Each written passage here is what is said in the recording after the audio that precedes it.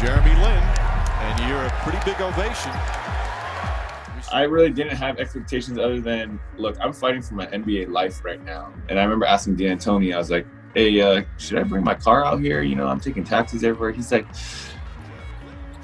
no, you shouldn't bring your car out here. And I'm like, okay, I'm definitely not getting an apartment. And once again, trying to play a little two-man game. He clearly had ability, so it was a chance to give him a shot. And, you know, he played a little bit in the first half, but it wasn't until the second half where all of a sudden he erupted, and it was like, whoa, look at this guy.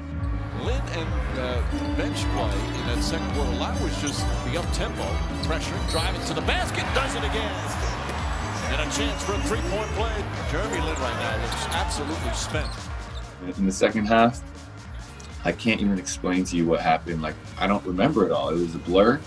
But like, I just kind of like blacked out and was in the moment and in the zone. I started doing stuff like celebrating, like I was doing this, I was swinging. It was just like I let out like 18 months of emotion, built up anger or hurt from maybe, you know, my past NBA experiences, and I kind of just let it all out in one half of basketball.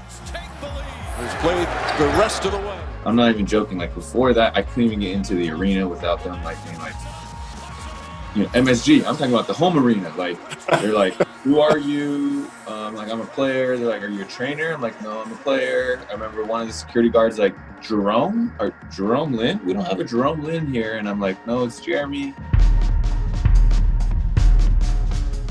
For the previous, 48 hours up to that game, it was just, I mean, you couldn't go anywhere in New York. Like, I was trying not to look at anything, and I was trying to remove myself from it, and I couldn't even do that. Like, it was billboards.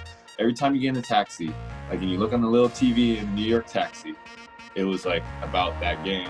And guard at 6'3" from Harvard, number 17, Jeremy Lin. That night against the Lakers was the most electric atmosphere for a regular season game that I can remember. It was just off the charts. And guard at 6'6" from Lower Merion High School in Pennsylvania, number 24, Kobe Bryant. And all of a sudden it pops up on the TV in the taxi, and it's like, it was like talking about how Kobe was saying like, oh, I don't know who he is. After Kobe had kind of said that, I was like, dang, why did he say that? And I was like, you know what? Every time I touch the ball, I'm gonna be aggressive. I'm gonna try to shoot as many times as I can.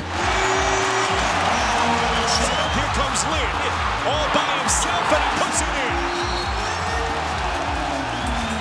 The Lakers said last night they didn't know much about Jeremy Lin. Glad they're finding out here firsthand. Remarkable stretch continues. Lin spinning inside and finishes at the rim. Electrifying the Garden again. Offensive opportunity to the Lakers. Lin breaking down the defense.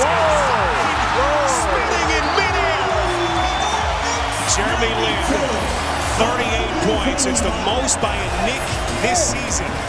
I've never heard the Garden that loud. I've never heard the Garden that loud. That was one of the most like defining singular moments of that entire stretch within that game. I have never, and we're talking about the greatest players of all time, Jordan, Kobe, LeBron, in terms of the great players that I've been fortunate to be around broadcasting games. I've never heard a visiting player receive that rousing an ovation when he was introduced in the starting lineups. On the road. Shot clock down to 5. Lin fires up a 3 and puts it in. Shot clock at 7. Lin makes his move, plays it, grabs a hold of him. Lin puts it up and gets it to go. There's an isolation. Lin drives, gets up, and puts it in. Pretty play from Jeremy Lin. And the Knicks will hold it for the final shot. Okay, it's me against Calderon. I mean, it is so loud. The entire arena was already on their feet. Like, before the shot even went in or before I even took the shot, the entire arena was on their feet cheering. And I came down, and my plan was to drive. But he just kept backing up. He kept backing up, and I was like, I got to pull the trigger right here. Jeremy Lin from downtown, and the Knicks take the lead. That was my only 3 that I made from the top of the key that entire season. The Knicks win a remarkable comeback, and they stay undefeated in the Jeremy Lin era. When a team or a player on the road beats your team on your home floor, yet the ovation was as loud as I've ever heard for a road player hitting a game-winning shot. And then after he hit it, it was almost like, of course he hits it. And people ask me all the time, like, did you know that you could do that? And I'm like, no, I didn't. I was just as surprised as you were. Like, that was a miracle.